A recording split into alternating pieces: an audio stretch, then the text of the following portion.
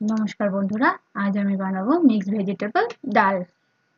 এখানে আমি নিয়ে নিয়েছি গাজর কুচি করে নিয়েছি ডুমো ডুমো করে কেটে, আর বিন, আর আলু, আর অল্প মটরশুঁটি, আর একটা টমেটো কুচি, সঙ্গে 3টে কাঁচা লঙ্কা। আমি বুটের ডাল দিয়ে বানাবো। এটাকে বুটের ডালও বলে, চানার ডালও বলে। এখন আপনারা কি বলেন কমেন্ট করে নিশ্চয়ই জানাবেন। আমি বুটের ডালটাকে 2টা সিটি মেরে নামিয়ে নিয়েছিলাম। তারপর এখন সবজিগুলো দিয়ে আবার আর 2টা সিটি মারবো। এখন দিয়ে দিচ্ছি ওই ডালের মধ্যে সবজিগুলো দিয়ে দিয়েছি। এখন একটু নুন দিয়ে 2টা সিটি মারবো। 2টা সিটি মারলে গ্যাসটা প্রেসার কুকার ঠান্ডা হওয়া অবধি অপেক্ষা করেছি।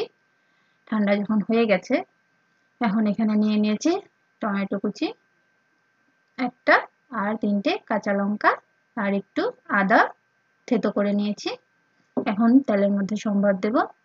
2 চামচ তেলের মধ্যে শুকনো লঙ্কা, সাদা জিরে আর তেজপাতা একে একে সম্বার দেব।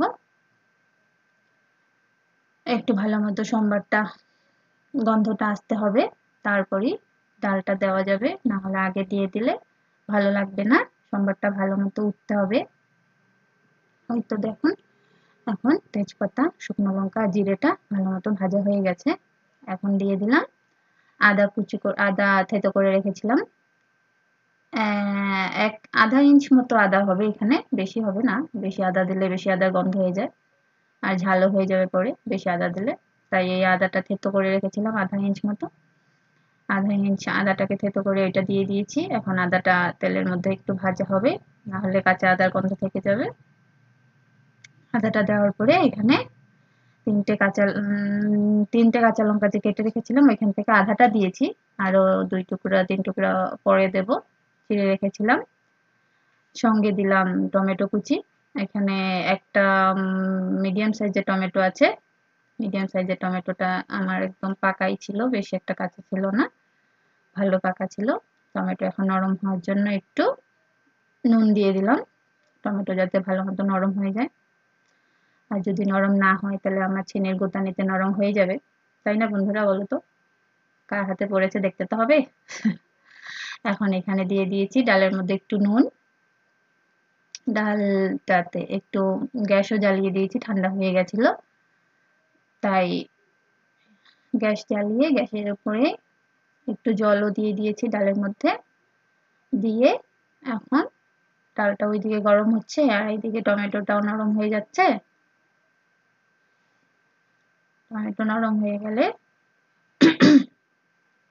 ভালো মতো তারপরে ডালটা দেওয়া যাবে, তাহলে টেস্টটাও বেড়ে যাবে।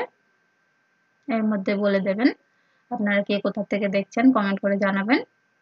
এখন দিয়ে দিয়েছি একটু হলুদ গুঁড়ো, একটু মরিচ গুঁড়ো।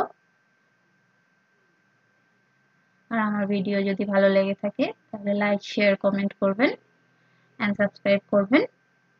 সাবস্ক্রাইব যদি করেন তাহলে আমার ভিডিওগুলো সঙ্গে সঙ্গে পেয়ে যাবেন, আর তার সঙ্গে বেল আইকনটি দাবিয়ে দেবেন, তাহলে আমার ভিডিও ছাড়ার সঙ্গে সঙ্গে আপনাদের কাছে নোটিফিকেশন পেয়ে যাবেন। এখন দেখুন ডাল আর টমেটোটা হয়ে গেছে, ডাল ওইদিকে গরম হয়ে গেছে, টমেটো ভালোভাবে নরম হয়ে গেছে। একটু ভালো মতো নাড়িয়ে চাড়িয়ে নরম করে নিলেই হয়ে যাবে। এখন ডালটাও দিয়ে দিলাম।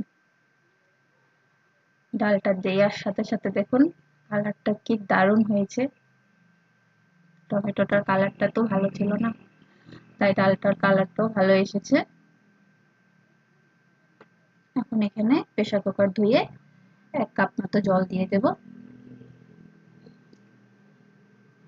এটা তো বুটের ডাল এমনি ঘন হয়ে যায়, তাই একটু জল দিয়ে দিলাম, একটু পাতলা হবে। বেশি একটা পাতলাও খাওয়া যায় না, এটা পাতলা হয় না, একটু ঘন ঘনই হয়। এটা রুটির সাথে, ভাতের সাথে, পরোটার সাথে, আপনারা সবকিছুর সাথেই বানিয়ে খেতে পারেন। আমি অবশ্য রুটির সাথেই খেয়েছি, সকাল আমার ব্রেকফাস্টে বানিয়েছিলাম। এখন সাথে দিয়ে দিলাম আর একটা কাঁচা লঙ্কা চিড়ে, তখন আধাটা দিয়েছিলাম 3টের থেকে, এখন একটা দিয়ে দিলাম।